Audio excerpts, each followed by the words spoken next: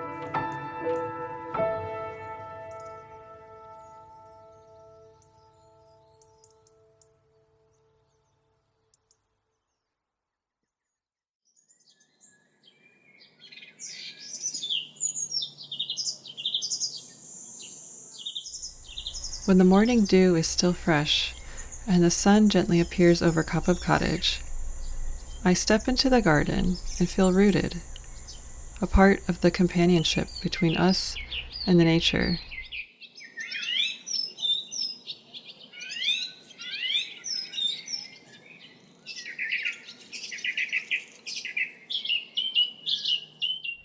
As the critters wake up, we lovingly tend to the garden and begin our day by observing the new magic and miracles the garden has revealed to us this morning.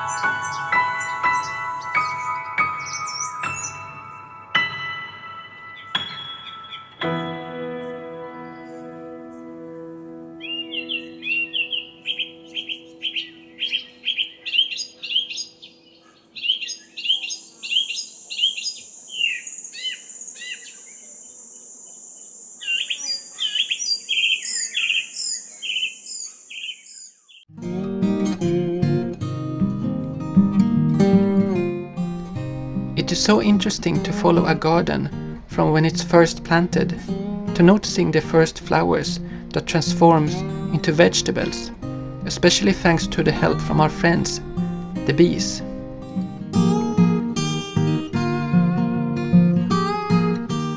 This year we tried our hands at growing peppers, beans and tomatoes for the first time.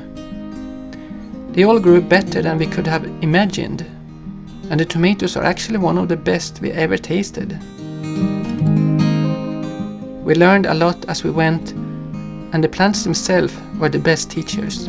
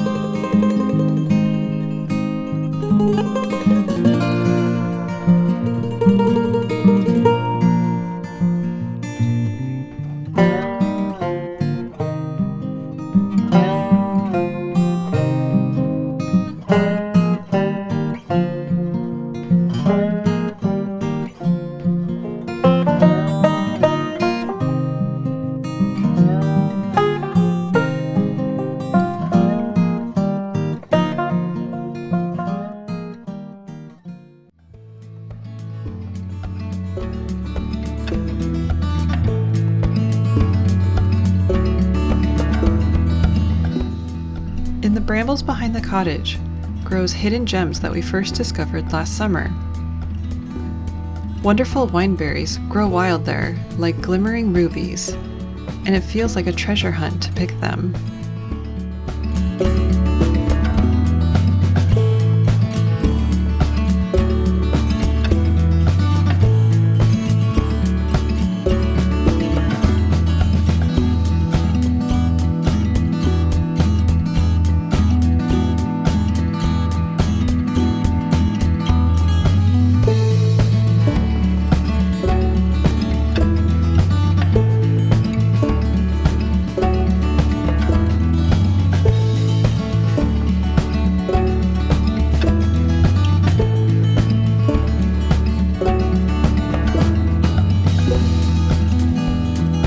Of course, when we are foraging, we make sure we safely identify the berries first, and keep an eye out for things like poison ivy or insects that might be living there already. We always make sure to leave some for everyone to share, and we only picked as much as we needed for some jam.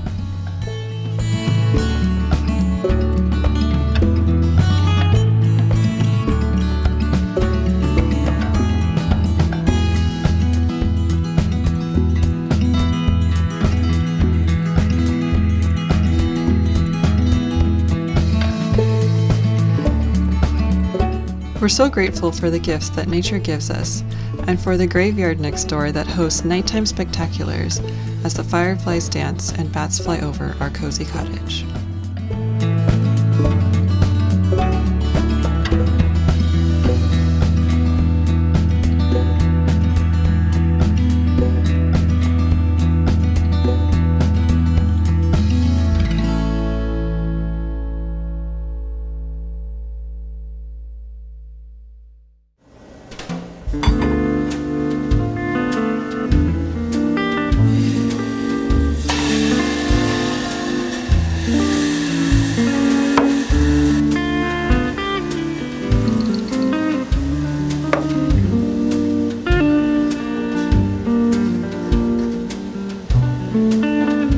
After a lovely little harvest, we wanted to celebrate our hard work by having a tea party for two and throwing a garden party. We did our best to come up with a homemade afternoon tea menu using ingredients from the garden. With our homemade wineberry jam, we filled mini tarts. Then we baked lavender scones with lemon zest tea sandwiches were assembled with cream cheese and chives with cherry tomatoes, topped with fresh basil leaves.